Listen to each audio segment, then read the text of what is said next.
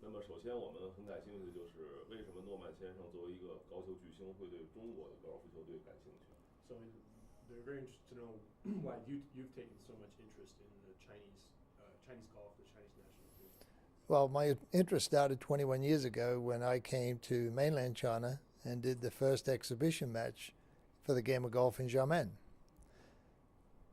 So from that point, I saw the opportunity in China. I saw the development of the passion for the game of golf in China. And here we are 21 years later.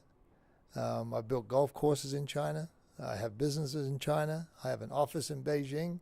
And now all of a sudden, the Chinese Golf Association has bestowed this honor on me to come and help their team the best way they can to achieve gold medal at the 2016 Olympics.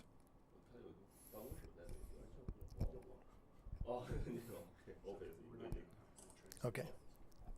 那么就是说，好，因为他就是来过很多的中国，也修建了很多的球场。那么现在他看来高尔夫运动在中国这个发展前景，他认为怎么样？ So you've been to China for 20 years now. You've been coming to China. You've been playing. You've been doing business. From your point of view, how has the game developed, and how do you see it moving forward? Well, I see it moving forward in a big fashion. Obviously, during the golf course construction period, there's been a moratorium for a few years now.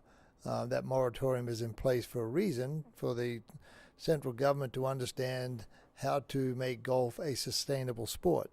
They've been very, very smart in that regard because we've seen golf around the world not be so sustainable, especially the United States. So it's incumbent on the government, all the way down to the China Golf Association, all the way down to the golf clubs, all the way down to the members, to understand that we need to develop the game of golf in China into the future, not just for now, but for generations and generations to come. So we have to start with it at the grassroots level, make the game very affordable and available to anybody who wants to play the game of golf. So I see the opportunity here in China. It's started already. When you have a population that you have here in China, the opportunity of creating world-class golfers, male and female, is there. There's no question about it. You only have to see what China's done in the Olympic Games. Every year, they're the top medal contenders. They're the top gold medal contenders. So every 4 years, they produce the goods in all sports. Now golf has that opportunity in 2016 and beyond to do that for their country. 那么他有没有熟悉的中国的选手？他对中国选手这个印象是什么样？ So what is your initial what's your initial take on the caliber of Chinese players and where you see them going? Well, the caliber is excellent. They just need some grooving or honing. They need a little bit more experience because golf in China is still very young. It's not 100 years old or hundreds of years old like in Scotland. So it's still very much in its infancy.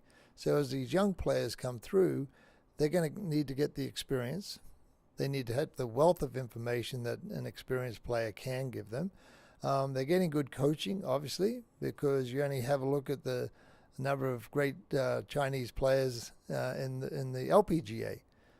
Then you have the males coming through. So the opportunity is there big time. They have the physical ability. They are far superior mentally. I truly believe that.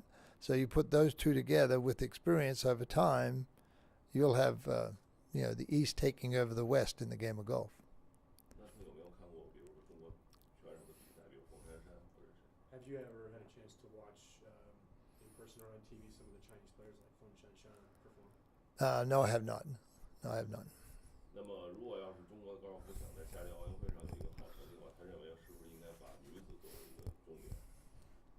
So if the Chinese teams perform well in the Olympics, is that going to be? Do you expect that to be the women's team that will perform the best?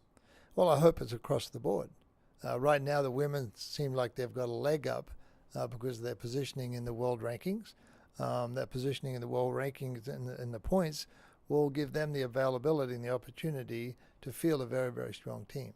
But there's 3.5 years away, so there's a lot of time for improvement.